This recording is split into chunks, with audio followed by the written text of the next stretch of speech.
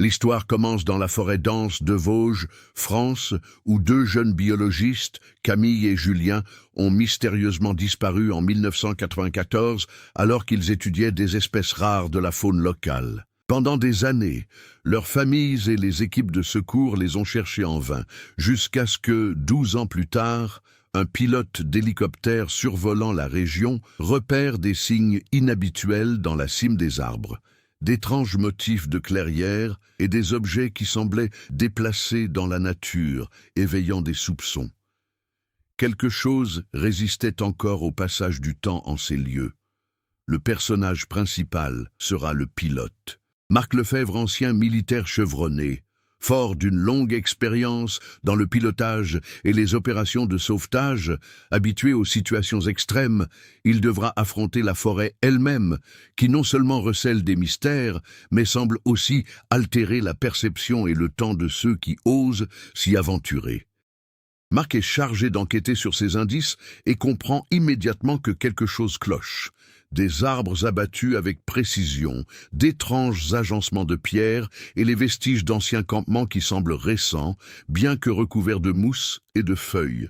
À chaque pas, il a l'impression d'être observé, comme si quelque chose ou quelqu'un rôdait constamment, invisible à l'œil nu. La tension monte lorsque Marc découvre des indices, laissant penser que Camille et Julien ont survécu de manière insoupçonnée, en improvisant des abris, en chassant et en utilisant des connaissances scientifiques pour rester en vie dans des conditions extrêmes. Parmi ces indices figurent des messages énigmatiques gravés dans les arbres, des marques au sol et des objets déplacés, autant de signes d'une intelligence non humaine, ou du moins non naturelle. Le suspense s'intensifie avec l'alternance des scènes, Marc survolant la forêt et découvrant des motifs mystérieux, des flashbacks montrant les biologistes confrontés à des défis de survie et des habitants locaux racontant des histoires décousues et effrayantes sur la forêt, certaines remontant même à avant la disparition des biologistes. Ces récits évoquent des disparitions antérieures et d'étranges rencontres jamais consignées officiellement. Le récit captive le lecteur en montrant les actions de Marc et l'évolution du mystère.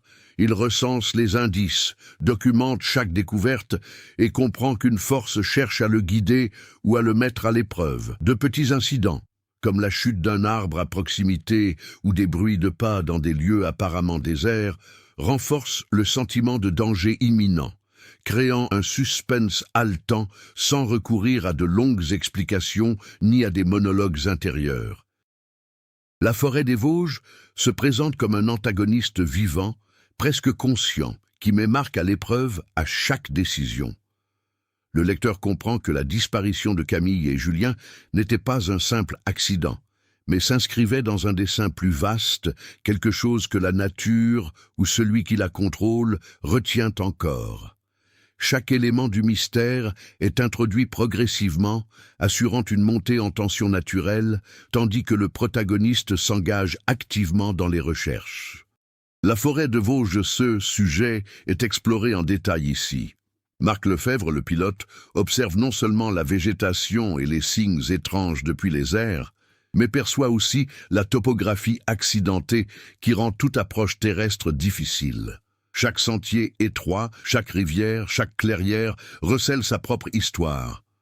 Anciens campements de chasseurs, ruines de cabanes de bûcherons et vestiges d'études scientifiques oubliées. Le patrimoine culturel français se manifeste par de subtiles références. Noms de villages, légendes locales, coutumes des habitants et méthodes traditionnelles de survie en forêt. Marc n'est pas seul. Il bénéficie de l'aide de Sophie Durand, un spécialiste de la faune et de la flore qui connaît intimement la région, et de Henri Leclerc I, cartographe chevronné de la région, aide à déchiffrer d'étranges phénomènes. Chaque personnage secondaire a ses propres motivations. Sophie recherche des preuves scientifiques de l'existence d'espèces rares, tandis qu'Henri est tenté par un mystère personnel lié à de précédentes disparitions dans la même forêt. Le passé des biologistes Camille et Julien se dévoile à travers les découvertes de Marc. Journaux intimes, échantillons de plantes, notes laissées sur les arbres et dans les clairières. Julien était méticuleux et prudent, toujours à l'affût de stratégies de survie. Camille, impulsive et intuitive, prenait des décisions rapides dans les situations périlleuses. Cette dynamique se reflète dans les indices trouvés qui témoignent de différentes manières de laisser des traces à l'intention d'un éventuel sauveteur. Marc observe que la forêt réagit aux actions humaines. De petits glissements de terrain se produisent lorsqu'il s'approche de certaines clairières. Les animaux fuient selon des schémas inhabituels et des phénomènes naturels semblent synchronisés avec les mouvements de l'équipe. Cet élément donne de la profondeur à l'antagoniste. La forêt est imprévisible, mais obéit à ses propres règles, comme si elle mettait à l'épreuve chaque intrus. Parallèlement, les habitants du coin livrent des récits fragmentaires de disparitions et d'apparitions de personnages étranges, amplifiant le mystère et créant des strates culturelles supplémentaires. Des références historiques à la France sont subtilement intégrées. D'anciens chemins de chasse, des traditions de survie en forêt et des légendes transmises oralement, liées à la disparition de Camille et Julien. Marc commence à remarquer des différences dans les signes. Certains indiquent une présence récente, d'autres remontent à la disparition initiale. Ce contraste crée une tension et remet en question la chronologie des événements. Chaque personnage réagit différemment. Sophie privilégie une approche scientifique, Henri tente de déchiffrer des schémas historiques et Marc se concentre sur sa survie immédiate et l'interprétation des indices. L'équilibre entre action, description et interactions humaines maintient le rythme sans noyer le lecteur sous de longues explications. Les détails de l'environnement influencent directement les décisions des personnages. Où installer le campement, quels sentiers suivre et comment interpréter les signes, qu'ils soient pièges ou indices. Tandis que Marc, Sophie et Henri progressent à travers la forêt de Vosges, le conflit central, survivre et percer le mystère de Camille et Julien, s'intensifie. Les obstacles naturels se multiplient. Sentiers étroits qui disparaissent dans des zones marécageuses, arbres tombés bloquant le passage et animaux sauvages agressifs qui semblent agir avec une conscience quasi automatique. Chaque épreuve confirme que la forêt n'est pas qu'un décor, mais un véritable adversaire. La découverte d'indices récents accroît la tension. Empreintes partiellement effacées, restes de nourriture, instruments scientifiques improvisés. Marc comprend que Camille et Julien sont peut-être encore en vie, mais qu'ils survivent dans des conditions extrêmes. Ce dilemme moral, risquer sa vie pour les secourir ou battre en retraite, engendre un conflit intérieur sans pour autant s'enliser dans de longues réflexions, privilégiant l'action. Des conflits secondaires surgissent avec les personnages principaux. Sophie préconise d'explorer une clairière dangereuse pour recueillir des preuves scientifiques, tandis qu'Henri insiste sur l'étude des schémas historiques de disparition, arguant qu'il pourrait s'agir de pièges naturels. Ce désaccord accentue la tension, révélant des motivations et des stratégies différentes face à un même objectif. L'environnement réagit. Glissements de terrain, brouillard soudain et bruits inexplicables accentuent l'imprévisibilité.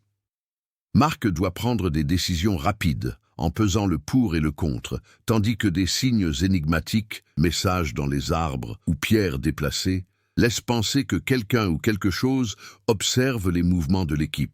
Chacune de leurs actions entraîne des conséquences immédiates, comme des chutes de branches, des détours forcés et la perte temporaire de matériel. Le conflit se trouve exacerbé par des dilemmes éthiques. Si les biologistes sont encore en vie, comment réagiraient-ils à un sauvetage? Certains indices laissent penser qu'ils ont adopté des méthodes de survie reposant sur un isolement extrême. Marc comprend qu'une erreur de jugement pourrait mettre tout le monde en danger. Les interactions entre les personnages explorent ces tensions. La confiance mutuelle est mise à l'épreuve, des alliances temporaires se nouent et chaque choix est lourd de risques. L'alternance des scènes, survol panoramique, exploration au sol, flashback de Camille et Julien luttant pour leur survie en 1994, maintient le rythme, dévoilant de nouvelles informations sans répéter les obstacles précédents. De petits incidents, comme un animal qui semble suivre l'équipe ou des panneaux qui changent de position, ajoute de la profondeur au mystère et accentue l'urgence de la mission. Le conflit central devient de plus en plus palpable. Il ne s'agit plus seulement de retrouver les biologistes, mais aussi d'interpréter la forêt et de survivre. Chaque personnage développe ses capacités d'adaptation, et le lecteur comprend que le défi est à la fois physique et psychologique. La tension monte à mesure que les signaux de Camille et Julien se font plus récents, laissant supposer qu'ils sont au courant des recherches et qu'ils manipulent peut-être ces signaux intentionnellement, créant ainsi un jeu de survie imprévisible. Pendant que Marc, Sophie et Henri poursuivent leur exploration de la forêt de Vosges, de nouvelles tensions et intrigues secondaires commencent à apparaître, se liant directement au conflit central. Une intrigue secondaire implique récits de disparitions antérieures dans la région. Les habitants de longue date racontent des histoires de chasseurs et d'étrangers disparus, laissant entendre que Camille et Julien ont peut-être découvert quelque chose que d'autres n'ont pas pu raconter. Ce récit parallèle ajoute au mystère et renforce le caractère presque surnaturel de la forêt, sans qu'il soit nécessaire de recourir à des explications explicites. Une autre intrigue secondaire explore relations personnelles entre les personnages Sophie et Marc, commencent à se faire confiance, mais des tensions apparaissent lorsque leurs décisions stratégiques divergent. Sophie souhaite tout documenter avec une précision scientifique, tandis que Marc privilégie la survie immédiate. Henri, plus âgé et plus sceptique, les interroge tous deux, provoquant de petits affrontements qui révèlent leur motivation et leur profondeur émotionnelle, sans pour autant répéter les dialogues précédents. Un élément de pression du temps, le contexte est le suivant. Des orages soudains et un terrain instable obligent à prendre des décisions rapides. L'équipe réalise que les signaux de Camille et Julien ne sont pas statiques. Ils semblent changer au gré des observations. Cette dynamique accentue le sentiment d'urgence et d'imprévisibilité. Intrigue secondaire, deux biologistes survivants. L'histoire se dévoile progressivement. Marc découvre des objets disposés de manière stratégique, suggérant une intelligence et une planification. Des pièges simples, des postes d'observation camouflés et des messages codés. Chaque découverte complexifie l'énigme, obligeant l'équipe à interpréter des schémas sans commettre d'erreurs fatales. Parallèlement, la forêt elle-même devient un élément vivant de l'intrigue. Glissement de terrain, bruit soudain et changement de comportement animal indiquent qu'elle réagit aux actions humaines. Il en résulte une tension constante, transformant chaque décision en un dilemme, avancer au péril de sa vie ou reculer pour analyser les signes avec plus de sécurité. L'entrelacement des intrigues secondaires, disparitions passées, relations interpersonnelles tendues, pressions environnementales et signaux énigmatiques des biologistes maintient le rythme du récit. Chaque interaction, chaque découverte est significative, évitant ainsi les répétitions et les longueurs inutiles. Ces différentes strates aboutissent à un réseau de tensions croissantes. La survie dépend non seulement des compétences physiques de l'équipe, mais aussi de sa capacité à déchiffrer les signaux, à interpréter les schémas et à gérer les conflits internes, tandis que la forêt impose ses propres règles. Le tournant survient lorsque Marc, Sophie et Henri découvrent une clairière cachée au cœur de la forêt. Vosges, où les signes de la disparition des biologistes deviennent indéniables, des objets méticuleusement disposés, des vestiges d'un campement récemment installé et des messages codés indiquant que Camille et Julien étaient au courant de l'approche de l'équipe. La révélation la plus frappante est que ces biologistes ont survécu toutes ces années, non seulement grâce à leurs compétences de survie, mais aussi en adaptant des méthodes scientifiques pour transformer leur environnement en un système quasi autosuffisant. Pièges, points d'eau improvisés, culture de petites plantes comestibles et techniques de camouflage. Le lecteur comprend alors qu'ils ont développé une intelligence stratégique qui dépasse la simple survie physique. Marc comprend que la forêt n'est pas seulement un obstacle naturel, mais aussi une alliée partielle des biologistes. Les pièges naturels et les signaux modifiés indiquent que Camille et Julien contrôlent en partie l'environnement, guidant ou testant les intrus. Chaque décision que prend l'équipe comporte désormais un double risque, celui de la forêt et celui de l'interaction avec les survivants inconnus. Sophie découvre des indices laissant penser que les biologistes ont peut-être altéré le cours du temps et la perception de la forêt environnante, comme s'ils manipulaient des traces et des indices pour tromper les chasseurs ou les sauveteurs. Henri, d'abord sceptique, comprend alors que les disparitions passées pourraient être directement liées à Camille et Julien, ce qui laisse supposer que les biologistes possèdent une connaissance approfondie de la région et de ses dangers. Ce tournant décisif accroît considérablement le suspense. Marc doit choisir entre avancer pour tenter un contact direct avec les biologistes ou battre en retraite et planifier soigneusement chaque étape, sachant que toute action précipitée pourrait mener à l'échec ou à la tragédie. La forêt réagit de manière imprévisible, intensifiant la tension. Brouillard épais, bruits étranges et changements soudains de terrain transforment chaque mouvement en une épreuve d'adresse et de perception.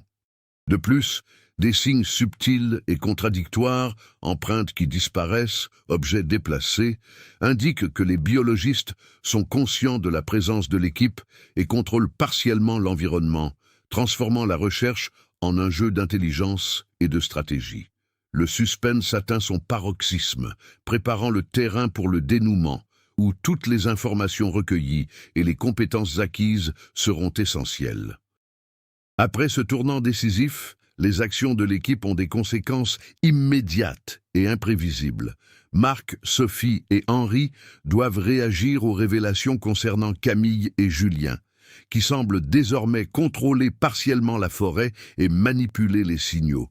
L'équipe comprend que sa survie dépend non seulement de ses compétences physiques, mais aussi d'une compréhension stratégique de l'environnement et des mécanismes psychologiques des biologistes. Les premiers impacts sont concrets. Des sentiers autrefois sûrs deviennent dangereux. Des pièges naturels ou ceux mis en place par les biologistes obligent à changer d'itinéraire rapidement. De petits incidents, rochers qui bougent, branches qui bloquent le passage, bruits étranges près du campement renforcent la conviction que la forêt n'est pas passive, instaurant un sentiment de vigilance et d'urgence constant. Sur le plan émotionnel, les personnages réagissent de différentes manières. Marcille adopte une plus grande prudence, se fiant à son instinct de survie militaire. Sophie Hill ressent une tension entre ses aspirations scientifiques et la nécessité de protéger l'équipe. Henri Hill est confronté à un conflit intérieur lorsqu'il réalise qu'il a sous-estimé l'intelligence et les ressources des biologistes. En progressant, il découvre des objets qui suggèrent une communication intentionnelle, des signaux codés, de courts messages gravés dans des troncs d'arbres et des schémas de campement indiquant la proximité et mettant leurs décisions à l'épreuve. Chaque découverte soulève de nouvelles questions. Les biologistes cherchent-ils à les guider ou à les manipuler? Existe-t-il une limite de sécurité à la distance à laquelle ils peuvent s'approcher? Les conséquences se répercutent sur les intrigues secondaires. L'histoire des disparitions dans la région s'éclaire d'un jour nouveau. Marc comprend que Camille et Julien ont peut-être réussi à se sauver là où d'autres ont échoué, ce qui laisse entendre que leur technique pourrait être reproduite ou étudiée, et soulève des tensions morales et des dilemmes éthiques quant à une éventuelle intervention. Les relations au sein de l'équipe évoluent, la confiance se renforce face aux défis communs, mais de légers désaccords surgissent lors des décisions cruciales. Chaque personnage est mis à l'épreuve, révélant courage, peur et résilience. Le récit, au rythme soutenu, évite les longues digressions et montre comment chaque choix engendre des conséquences immédiates sur l'environnement et les dynamiques interpersonnelles. La forêt, désormais perçue comme un prolongement de l'intelligence des biologistes, continue de réagir. Changements climatiques rapides, mouvements inattendus de la faune et modification des signaux entretiennent le suspense. L'équipe doit conjuguer connaissance, instinct et collaboration pour survivre et progresser, préparant ainsi le terrain pour l'évolution du protagoniste et le point culminant de l'histoire. Comme la forêt de Vosges face à un paysage de plus en plus imprévisible, Marc, Sophie et Henri doivent relever de nouveaux défis qui exigent une adaptation et une évolution constante. Marc, auparavant uniquement préoccupé par sa survie, développe une compréhension intuitive de la forêt, déchiffrant les signes et anticipant les changements du terrain. Son leadership s'affirme, témoignant d'une évolution personnelle, sans qu'il soit nécessaire de revenir sur les obstacles déjà surmontés. Sophie fait preuve de résilience et de créativité, utilisant ses connaissances scientifiques pour improviser des solutions rapides, purification de l'eau, création d'outils simples et interprétation de messages codés laissés par des biologistes. Henri, d'abord sceptique, apprend à faire confiance à son intuition et à intégrer l'expérience historique à l'action immédiate.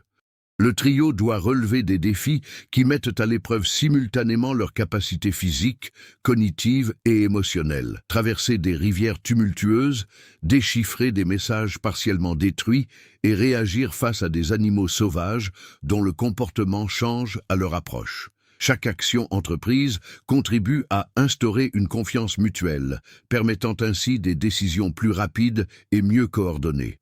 Au fil de leur progression, les indices de Camille et Julien révèlent des méthodes de survie sophistiquées, systèmes d'alerte improvisés, itinéraires secrets et ressources naturelles transformées en outils stratégiques. Marc comprend que la véritable survie repose sur la capacité à interpréter l'environnement et une collaboration efficace, et non sur la seule force ou le courage individuel. Les conflits internes persistent, mais se résolvent par des actions concrètes. Sophie et Marc apprennent à concilier rigueur scientifique et instinct pratique, tandis qu'Henri allie connaissances historiques et improvisation.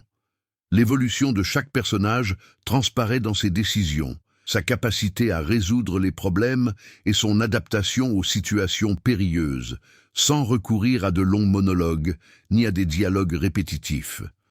Cette étape renforce également la tension narrative. La forêt continue de réagir, mettant l'équipe à l'épreuve, mais celle-ci répond désormais par une stratégie plus efficace, une meilleure anticipation et une plus grande cohésion. Le dépassement de ces défis se traduit par des succès partiels, déchiffrer des codes, éviter des pièges naturels et se rapprocher des biologistes, préparant ainsi le terrain pour le dénouement, où toutes les compétences acquises seront essentielles. Avec la forêt de Vosges, alors que la situation se complique, Marc, Sophie et Henri abordent une phase cruciale de préparation à l'affrontement final avec le mystère des biologistes disparus. Les intrigues secondaires trouvent un dénouement partiel. Les relations entre les membres de l'équipe se stabilisent, chacun ayant une meilleure compréhension de ses forces et de ses faiblesses, et les signaux émis par Camille et Julien sont décryptés, ouvrant la voie à une approche stratégique. La tension monte à mesure que les obstacles naturels s'intensifient. Glissements de terrain soudains, changements météorologiques rapides et comportements inhabituels de la faune sauvage renforcent le sentiment de danger imminent. Chaque action de l'équipe exige des décisions réfléchies, ce qui garantit un rythme narratif soutenu, axé sur l'action et la perception. Marc met en œuvre un plan basé sur ses observations, diviser l'équipe en points stratégiques, créer des signaux de communication discrets et cartographier des itinéraires d'approche sécurisés, tandis que Sophie et Henri coordonnent la collecte de preuves et la surveillance des signaux. Leur coopération reflète l'évolution des personnages, témoignant de la confiance acquise et des compétences accrues. De petits incidents maintiennent le suspense. Des objets qui changent de place, des messages partiellement détruits et des signes qui semblent réagir à l'approche de l'équipe laissent penser que les biologistes sont toujours conscients de leur environnement et le manipulent. Cela crée une tension croissante, préparant le lecteur au dénouement sans répéter des idées ou des dialogues antérieurs. De plus, la pression du temps s'intensifie. Des tempêtes approchent, les ressources sont limitées et des décisions doivent être prises rapidement. La forêt, désormais perçue comme un adversaire actif, continue de mettre l'équipe à l'épreuve, faisant de chaque pas vers les biologistes un test d'intelligence, de courage et de stratégie. Cette dernière étape de préparation combine la résolution des intrigues secondaires, le développement des personnages et la montée en tension narrative, garantissant ainsi un point culminant, percutant et cohérent où tous les éléments précédemment présentés convergent de manière plausible. Le point culminant est atteint lorsque Marc, Sophie et Henri retrouvent enfin Camille et Julien dans une clairière isolée, entourée d'arbres centenaires et de signaux codés que les biologistes ont manipulés pour tester l'équipe. La tension est à son comble. La moindre erreur pourrait entraîner l'échec de la mission ou un danger mortel. Camille et Julien révèlent avoir survécu toutes ces années grâce à des techniques de survie avancées et à des improvisations scientifiques. Ils ne se contentent pas de se défendre contre la forêt, ils maîtrisent aussi partiellement leur environnement, anticipant les mouvements des intrus. L'équipe comprend alors qu'il ne s'agit pas d'un simple sauvetage, mais d'une véritable épreuve d'intelligence, de résilience et de confiance. Marc doit agir avec précision, en faisant appel à toutes les compétences acquises au cours de son périple, décrypter les schémas, éviter les pièges naturels et coordonner l'équipe par une communication silencieuse. Sophie apporte ses connaissances scientifiques, improvisant des solutions rapides face aux obstacles imprévus, tandis qu'Henri allie expérience historique et sens pratique. L'affrontement final est à la fois physique et stratégique. Camille et Julien, conscients des tensions croissantes au sein de l'équipe, orientent les échanges par des signaux, testant les décisions et provoquant des réactions. Chaque choix des protagonistes a des conséquences immédiates, exigeant rapidité d'esprit, collaboration et courage. La forêt contribue au point culminant du récit. Brouillard épais, bruits étranges et changements soudains de terrain rendent la situation imprévisible. Le suspense reste intense, car le lecteur ignore si les biologistes autoriseront une approche prudente ou s'ils mettront une nouvelle fois l'équipe à l'épreuve. À la fin du point culminant, il y a un rebondissement surprenant. Camille et Julien révèlent avoir créé une série de messages codés et de pièges, non pas pour nuire, mais pour sélectionner ceux qui seraient capables de comprendre et de respecter l'intelligence et l'adaptation qu'ils avaient développées. Marc et son équipe parviennent à prouver leurs compétences, à établir un contact sûr et à appréhender les complexités de la survie prolongée en forêt. Ce moment résout le conflit central de manière intense et unique, sans reprendre les thèmes précédents, montrant la transformation visible du protagoniste et l'évolution de l'équipe face à des défis extrêmes. Après le point culminant, le récit change de perspective pour montrer les conséquences finales des actions de Marc, Sophie, Henri et deux biologistes, Camille et Julien. La forêt de Vosges-Île reste imposant, mais on le perçoit désormais différemment. Non plus seulement comme un lieu dangereux, mais comme un cadre qui a mis l'équipe à l'épreuve et l'a façonné. Marc et Sophie réfléchissent, par des actions et de petits échanges, aux leçons tirées de cette expérience, stratégie de survie, coopération sous pression et respect de l'environnement.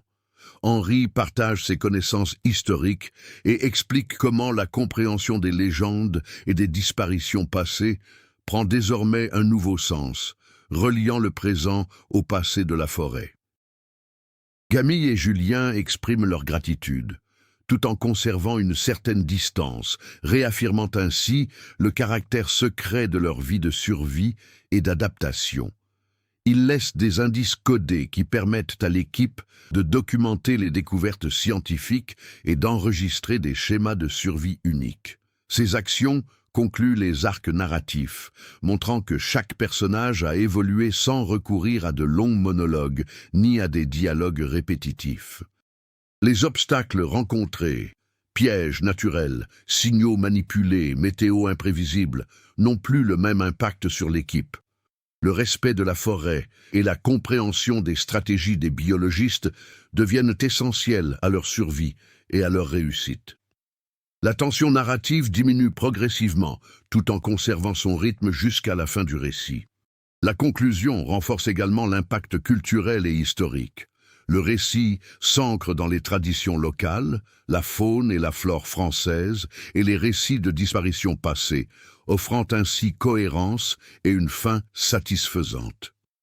Chaque action a une conséquence, et chaque personnage évolue, préparant le terrain pour un épilogue bref mais significatif. Des années plus tard, Marc contemple la forêt de Vosges du haut d'un hélicoptère, se remémorant chaque défi relevé et l'intelligence hors du commun de Camille et Julien.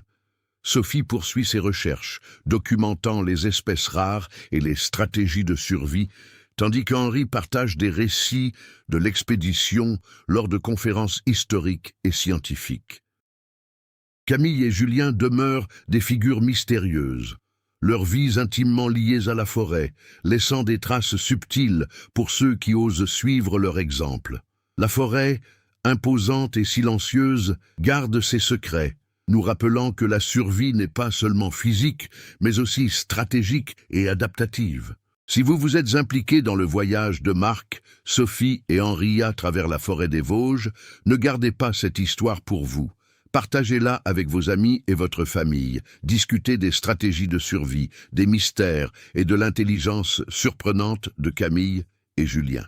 Abonnez-vous à la chaîne pour suivre de nouvelles aventures et des récits de survie, de mystères et de découvertes scientifiques défiant toute logique. Laissez un commentaire pour nous dire comment vous réagiriez dans des situations extrêmes et quelles leçons vous avez tirées de cette histoire. Votre participation nous permet de continuer à partager nos récits et de créer du contenu inédit, passionnant et inoubliable.